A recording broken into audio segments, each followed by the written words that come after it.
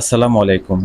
আজকে আপনাদেরকে কুয়াকাটা থেকে স্বাগত জানাচ্ছি। অর্থাৎ কুয়াকাটা সমুদ্র দেখতে যারা আসেন, সমুদ্রের ভিতরে যে পর্যটকরা ভিতরের দৃশ্যগুলো দেখেন, এটা আপনাদের সাথে আজকে শেয়ার করব। আজকে আমরা এই স্পিড বোটের পাইলট রবিউলের সাথে এবং যশোর থেকে বেড়াতে আসা দুজন পর্যটকের সঙ্গী হলাম।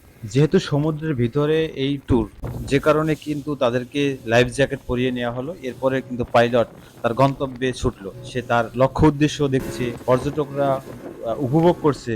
কি দারুণ একটা মুহূর্ত! সমুদ্রের ভিতরে যত দূর চোখ যায় তত দূরে যেতে পারে এই স্পিড বোট। আজকে পর্যটক কম থাকায় কিন্তু মাত্র দুজনই রিজার্ভ করলো এই স্পিড বোটটি। আপনি চাইলে একাও নিয়ে আসতে পারেন, আবার শেয়ারিং করতে পারেন, অথবা আপনার পরিবারে যারা বেড়াতে এসে তাদেরকে নিয়েও আপনি 5 থেকে 7 জন অথবা 10 জন নিয়েও কিন্তু এই স্পিড বোটে আপনি সমুদ্রের ভিতরের যে দৃশ্য, অর্থাৎ সমুদ্রে মাছ ধরা, ঘুরে বেড়ানো, জেলেদের পরিবেশ, এগুলো দেখতে পারেন। সমুদ্রপ্রেমী মানুষগুলো আসলে সমুদ্র দেখতে এসে সমুদ্রকে ধারণ করে অনেক গভীরভাবে, যে কারণে অনেক পর্যটকরা কিন্তু